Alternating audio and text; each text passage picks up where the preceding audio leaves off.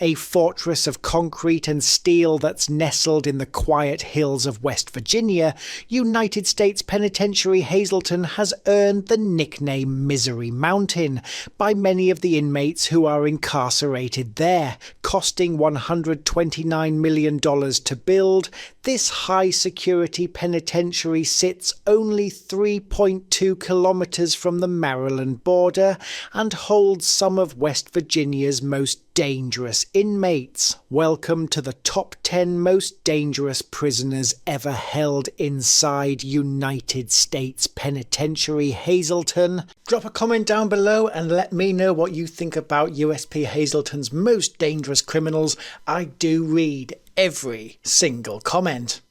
Number 10. Frank Cadillac Frank Salem. In the early 1990s, Salem rose to lead the Patriarca crime family. In 1995, he, along with James Whitey Bulger and Stephen the Rifleman Flemmy, was charged with racketeering. Salem and Bulger fled, but Salem was later arrested in Florida. During this case, it was revealed that Bulger and Flemmy were FBI informants. Upset by this, Salem decided to cooperate with authorities, leading to a plea deal. He pleaded guilty to racketeering, which included charges of loan sharking, extortion, and 4 murders. As part of the deal, the murder charges were dropped and he was sentenced to 11 years in prison. In exchange for his cooperation, he was released early and entered the Witness Protection Program under the name Richard Parker. Salem was later charged with obstruction of justice in 2004 for lying to authorities about the murder of Stephen DeSaro,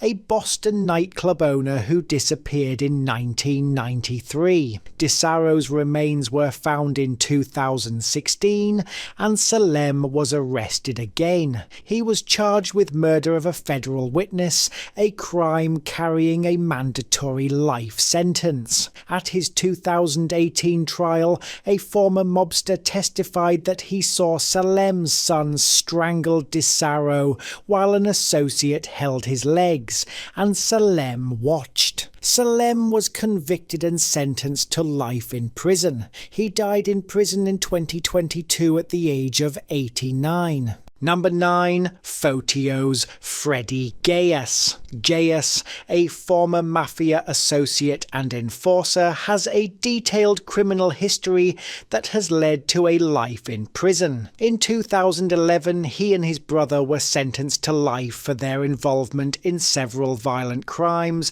including the 2003 killing of Adolfo Big Al Bruno, a Genovese crime family boss. Prosecutors stated that another mobster had ordered the killing because he was upset that Bruno had spoken to the FBI. More recently, Geas was involved in the 2018 fatal prison bludgeoning of James Whitey Bulger. Bulger, a notorious Boston gangster, was killed just hours after he was transferred to a new prison. Geas and another inmate, Paul J. DeCollegiero, were accused of repeatedly hitting Bulger in the head with a lock attached to a belt. An inmate testified to a grand jury that Bulger was targeted because he was a snitch. Geas and DeCollegiero spent about 7 minutes in Bulger's cell during the attack. In 2024, Geas was sentenced to an additional 25 years in prison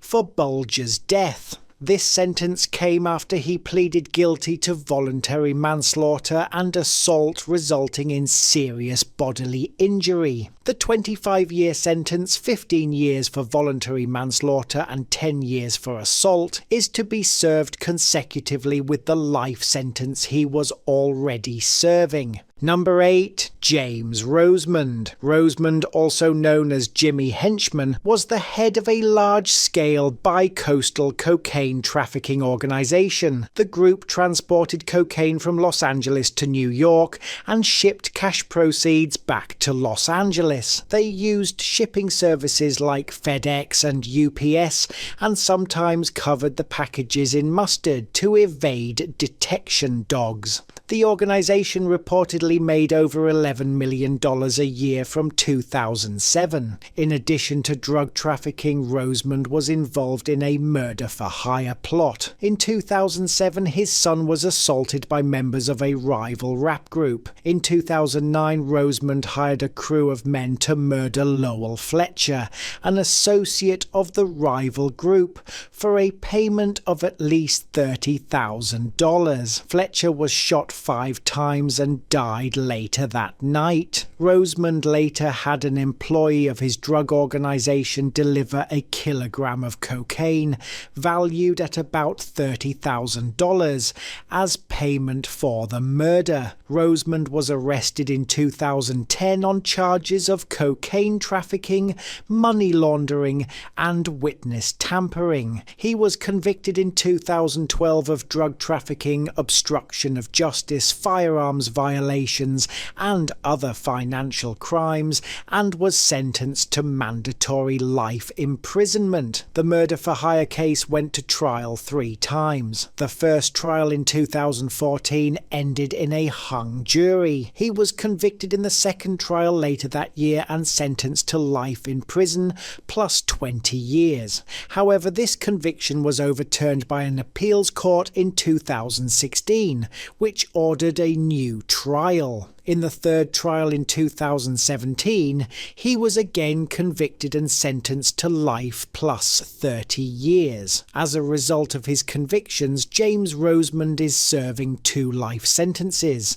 He was also required to forfeit approximately $14 million in cash and property. Number 7. Zachary Adam Chesser. Convicted of various terrorism-related offences, Chesser posted threats against the writers of popular television program South Park and highlighted their residence, encouraging people to pay them a visit in 2010.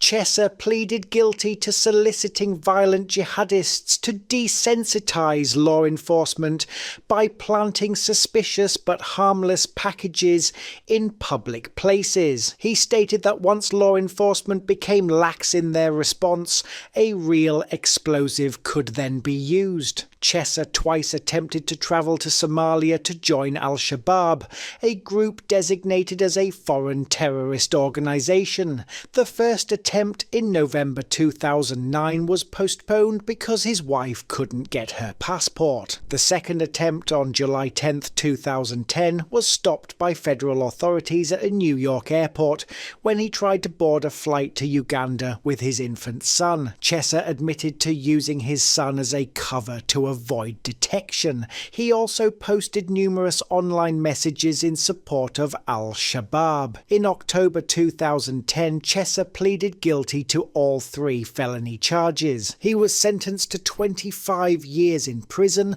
followed by 3 years of supervised release. Number 6. Alfredo Beltran Leyva. Alfredo Beltran Leyva, also known as El Mochomo, is a Mexican drug lord and former leader of the Beltran Leyva organization, a cartel responsible for trafficking massive quantities of drugs into the United States. From the early 1990s until his arrest in 2008, Beltran Leyva was a leader of the BLO, the organization, which had been closely allied with the Sinaloa cartel, trafficked multi-ton shipments of cocaine and methamphetamine from South America and Mexico into the US. The cartel used air, land and sea routes for transportation and employed violence to protect its operations. The BLO was known for its savage business tactics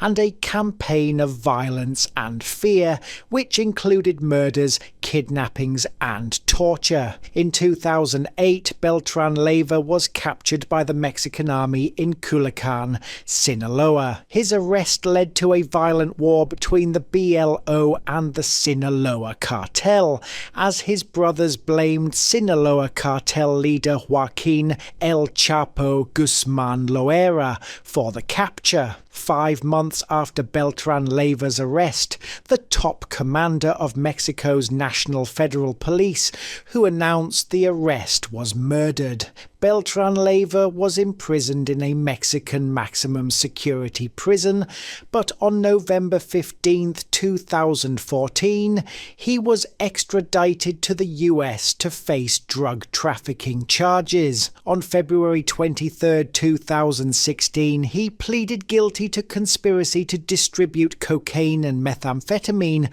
for importation into the US. On April 5, 2017, Beltran Leyva was sentenced to life in prison and ordered to forfeit $529 million. The judge denied a request from his defense team for a reduced sentence, stating that Beltran Leyva did not accept full responsibility for his actions. Number 5. Whitey Bulger. Bulger's life of crime began early with his first arrest for larceny at age 14. He was arrested for a series of crimes as a youth, including forgery, assault and armed robbery, and served time in a juvenile reformatory. After a brief stint in the US Air Force, he returned to Boston and escalated his criminal activities, committing a string of bank robberies. In 1956, he was sentenced to 25 years in federal prison. He served 9 years in various prisons, including Alcatraz and Leavenworth, and was released on parole in 1965. After his release, Bulger became a prominent figure in Boston's criminal underworld. He eventually became the leader of the Winter Hill Gang, an Irish-American crime syndicate. The gang's activities included extortion, loan sharking, drug trafficking, and murder. Bulger's rise to power was aided by a corrupt relationship with the FBI. From 1975 to 1990, he served as a top echelon informant, providing information on the rival Italian-American Patriarca crime family. In exchange, he received protection from his FBI handler, a childhood friend named John Connolly. This arrangement allowed Bulger to eliminate his rivals while expanding his own criminal empire with a degree of impunity. In 1994, Bulger's criminal enterprise began to unravel. Upon learning that he was about to be indicted on federal racketeering charges, he went on the run after being tipped off by Connolly. He would remain a fugitive for 16 years, landing on the FBI's 10 most wanted list. For a time, he was the second most wanted fugitive, behind only Osama bin Laden. In 2011, he was finally captured in Santa Monica, California, where he had been living with his longtime girlfriend, Catherine Greig. Bulger's trial in 2013 was a sensational event in Boston. He was indicted on 33 counts, including involvement in 19 murders. The prosecution presented evidence of his brutal crimes, including graphic testimony from former associates who had turned against him. The trial also revealed the full extent of his corrupt relationship with the FBI. The jury found him guilty on 31 counts, including federal racketeering, extortion, and involvement in 11 murders. He was found not guilty of 7 murders, and the jury was deadlocked on 1. In November 2013, Bulger was sentenced to 2 consecutive life sentences plus 5 years. Following his conviction, Bulger was incarcerated in various federal prisons. In October 2018, he was transferred to a high-security prison in West Virginia, USP Hazelton. Just hours after his arrival, the 89-year-old Bulger, who was in a wheelchair, was beaten to death by fellow inmates. The culprits, including former mafia hitman Fotios Freddy Geas, targeted him because he was a snitch. Number 4. James Alex Fields Jr. James Alex Fields Jr. was found guilty of a fatal car attack in Charlottesville, Virginia on August 12, 2017 that killed one person and injured dozens of others. Fields, who drove from his home in Ohio to attend the Unite the Right rally, drove his car into a crowd of counter-protesters. Fields was convicted of first-degree murder for the death of Heather Heyer, 8 counts of malicious wounding, and 1 count of hit and run. He was sentenced to life in prison plus an additional 419 years. He pleaded guilty to 29 federal hate crime charges to avoid the death penalty. At his plea hearing, Fields admitted he drove into the crowd because of the victim's perceived race, colour, national origin and religion. He was sentenced to life in prison without parole for these charges. Fields received 2 life sentences, one in the federal system and one in the state system. The state sentence of life plus 419 years is largely symbolic, since he is already serving a life sentence without the possibility of parole in federal prison. He is currently incarcerated at a federal prison in Springfield, Missouri. Prosecutors have stated that he has received money in his inmate trust account from various individuals, which they have sought to seize to pay down the restitution and fines he owes. Number 3.